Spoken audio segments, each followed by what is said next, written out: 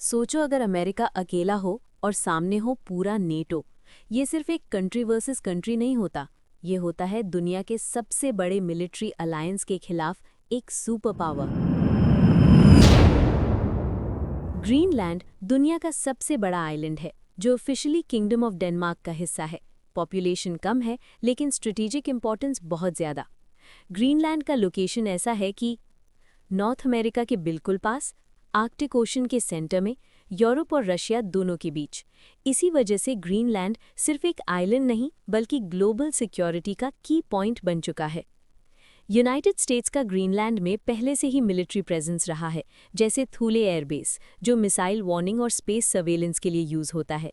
लेकिन recent years में US leadership ने ओपनली ये कहना शुरू किया कि ग्रीनलैंड अमेरिका के नेशनल सिक्योरिटी के लिए एसेंशियल है।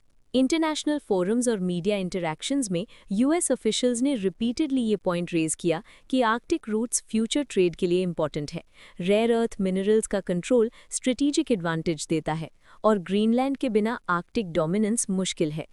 यहीं से टेंशन स्टार्ट होती है। डेनमार्क ने इमीडिएटली और क्लियरली रिस्पॉन्ड किया। उनका स्टैंड सिंपल था, Greenland is not for sale और न ही किसी एक्सटर्नल पावर को जबरदस्ती इन्फ्लुएंस का हक है। ग्रीनलैंड की लोकल गवर्नमेंट ने भी ये कहा कि ग्रीनलैंड के फ्यूचर का डिसीजन सिर्फ ग्रीनलैंड के लोग लेंगे, इंटरनेशनल लॉ और सेल्फ डिटर्मिनेशन के प्रिंसिपल्स के अकॉर्डिंग। ये सिर्फ पॉलिटिकल स्टेटमेंट नहीं था, ये सॉवरेनिटी का मैटर था।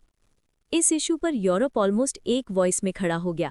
फ्रांस, जर्मनी, इटली, स्पेन और बाकी यूरोपियन यूनियन मेंबर्स ने कलेक्टिवली कहा कि ग्रीनलैंड डेनमार्क का पार्ट है। बॉर्डर्स को प्रेशर या थ्रेट से चेंज करना अनएक्सेप्टेबल है और अगर नेटो के अंदर ही फोर्स का यूज हुआ तो अलायंस की क्रेडिबिलिटी खत्म हो जाएगी। यूरोपियन लीडर्स ने यह भी कहा कि अगर ग्रीनलैंड पर यूनिलैटरल एक्शन हुआ तो वो सिर्फ डेनमार्क पर अटैक नहीं माना जाएगा बल्कि पूरे यूरोप की सिक्योरिटी पर क्वेश्चन मार्क होगा। जर्मनी का रोल यहाँ स्पेशली इंपॉर्टेंट रहा। जर्मनी नॉर्मली अग्रेसिव स्टेटमेंट्स नहीं देता, लेकिन इस इशू पर जर्मनी ने इंटरनेशनल लॉ और टेरिटोरियल इंटेग्रिटी को स्ट्रांगली डिफेंड किया। जर्मन डिफेंस एक्सपर्ट्स और ऑफिशियल्स ने वार्न किया कि अगर यूएस और यूरोप ग्रीनलैंड को लेकर डिवाइड हो गए तो नेटो इंटरनली वीक हो जाएगा और इसका फायदा रशिया और चाइना जैसे प्लेयर्स उठा सकते हैं। जर्मनी का मैसेज डायरेक्ट नहीं था लेकिन मीनिंग क्लियर था। एलाइज को एलाइज के खिलाफ खड़ा नहीं होना चाहिए। इस टेंशन का ग्लोबल इम्पैक्ट भी क्लियरली दिखने लगा। आर्कटिक रीजन में मिलिट्री कोऑर्डिनेशन बढ़ा, नेटो के अंदर ट्रस्ट इश्यूज ओपनली डिस्कस होने लगे, non NATO powers quietly situation observe करने लगे। क्योंकि जियोपॉलिटिक्स में एक रूल होता है, जब दोस्त लड़ते हैं तीसरा जीतने के लिए तैयार होता है। ये सिचुएशन एक फुल स्केल वॉर नहीं थी, लेकिन ये एक सीरियस जियोपॉलिटिकल वार्निंग जरूर थी। अगर अमेरिका के अगेंस्ट फुल नेटो खड़ा होता है तो इसका मतलब होता है 32 कंट्रीज एक side, Europe plus Canada plus Turkey plus Nordic plus eastern Europe, combined population 950 million plus, combined economy USA से भी ज़्यादा। ये सिर्फ एक वॉर नहीं होता, ये होता है वर्ल्ड ऑर्डर का ब्रेकडाउन। अमेरिका के पास क्या है? अमेरिका दुनिया की स्ट्रॉन्गेस्ट सिंगल कंट्री मिलिट्री है। अमेरिका के पास सबसे advanced air force, world wide military bases, strong navy reach, nuclear weapons, large stockpile. पर अमेरिका की लिमिट्स भी हैं।